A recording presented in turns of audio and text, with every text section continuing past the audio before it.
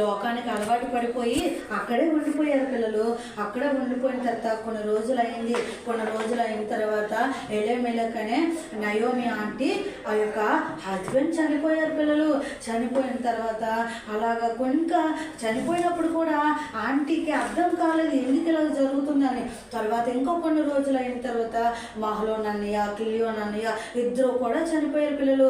అయితే ఇంతకంటే ముందు అక్కడ ఉన్న ఇద్దరు ఆంటీలతోని, ఇద్దరు అక్కలతోని ఇద్దరు అన్నయ్యకి వివాహం చేస్తారు ఆంటీ.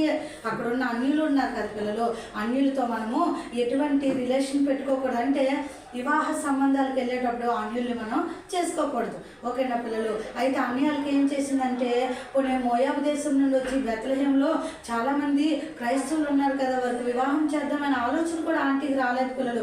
ఎందుకంటే అన్య సావాసం వల్ల తన భక్తిని మర్చిపోయింది పిల్లలు.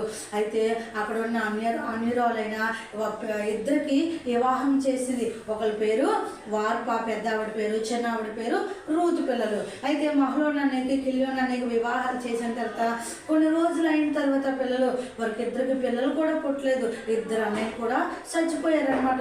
చచ్చిపోయిన తర్వాత నయోమి ఆంటీ అప్పుడు ఆలోచన చేస్తూ ఉందన్నమాట, ఎందుకు ఇలా జరుగుతుంది, నా ఊరిని వదిలేసి దేవుడి పట్టణాన్ని వదిలేసి వచ్చిన నేను భర్తను పోగొట్టుకున్నాను, పోనీలే నా పిల్లలైనా జీవితాలు బాగున్నాయి, వివాహాలు చేశాను, సుఖంగా వారు ఉన్నారంటే వారు కూడా చచ్చిపోయారు. అయ్యో నేను అంత తప్పు డెసిషన్ తీసుకున్నానో, దేవుడి పట్టణాన్ని, దేవుడి ప్రజల్ని, దేవుడిని విడిచిపెట్టి లోకాన్ని అనుసరించి లోకంలోకి వచ్చి నేను బ్రతకడం వల్ల నాకే మేలు జరగలేదు, ఎంతో నష్టపోయాను, ఇక్కడ సంపాదించుకున్నదంతా కూడా పోయింది, అయ్యో నా బ్రతుకేలాగా అయిపోయింది అని ఆడవడం మొదలు పెట్టింది పిల్లలు.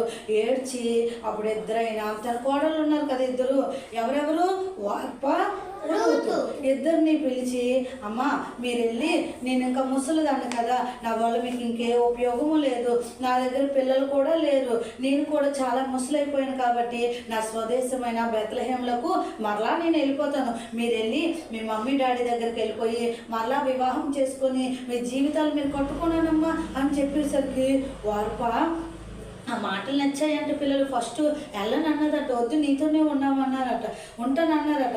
తర్వాత అన్నదంట, సరే వెళ్ళిపోండి, నా దగ్గర వద్దు, నేను ముసలిదాన్ని కదా, నా వల్ల మీకు ఏ ఉపయోగం లేదు అంటే సరే అని చెప్పేసి వార్పక్క తను ముద్దు పెట్టుకొని ఆ ఆంటీని వదిలేసి ఆ అమ్మాళ్ళ ఇంటికి వెళ్ళిపోయిందట పిల్లలు.